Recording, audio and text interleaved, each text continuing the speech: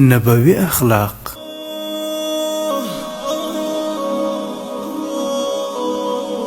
نبی اکرم صلی الله علیه وسلم د صحابه کرامو په منځ کې ناستو چې یو یهودي راغی. د خلکو په منځ کې ورتیر شو او په بد اخلاقی د نبی کریم صلی الله علیه وسلم جامو ته لاس ور واچوه او جامې ورڅخه راکش کړې. په غصه ورته وویل چې ای محمده زما قرض راکړه. تاسو د بني هاشم ټول قوم همداسې یاست چې قرض اخلی خو په سمه یې نه ادا کوئ. نبی اکرم صلی الله علیه وسلم له دغه یهودي څخه قرض اخیستی و خو د ادا کولو نیټه یې لا پوره شوې نه وه. کله چې حضرت عمر رضی الله عنه د یهودي بد اخلاقي ولیدل نو په تلوار سره په غصه ولاړ شو او خپله توره یې راواخیستله. نبی علیه السلام مبارک ته یې وویل یا رسول الله ما ته اجازه راکړه چې د دغه یهودي سر ووهم. نبی اکرم صلی الله علیه وسلم حضرت عمر فاروق ته په تبسم وفرمایل د تورې پر ځای هغه ته د حق اخیستلو طریقه وښایه او ما ته د هغه د حق ورکولو وصیت وکړه.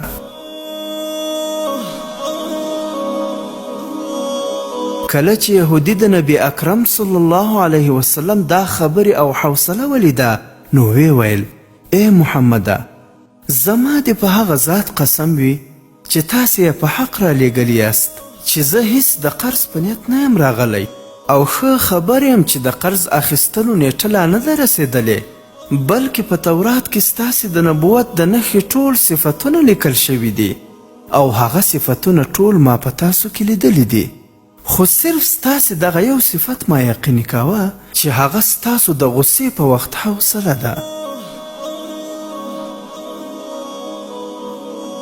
سم دستی اشهد ان لا اله الا الله و اشهد ان محمد رسول الله وویل. اسلام قبول کړ بیا یې له ډېرې خوشحالۍ څخه وویل چې هغه قرض د مسکینانو لپاره خیرات کړل شو. له هغه یهودي څخه ښه اصحابي جوړ شو. د نبی علیه السلام سره یې ډېرې غزاوې وکړې. آخر د تبوک په غزا کې په شهادت ورسید. یو سپینګیري مات شوي بادام د نبی علیه الصلاة وسلام مخې ته کېښودل. نبی اکرم صلی الله علیه وسلم به د هر بادام په خوړلو سره یو ځل سپینګیري ته وخندل او د سپینګیري پر خوله به سپین برېت مسکي شول. نبی اکرم صلی الله علیه وسلم ته اصحاب کرام په تمه وه چې اوس به دوی ته هم ووایي چې راشئ بادام وخورئ خو داسې ونه شول. سپینګیری ولاړ او صحابه کرام وپوښتل چې یا رسول الله مخکې به د هر شی مونږ سره شریکاوه خو نن دې غږ ونه کړ.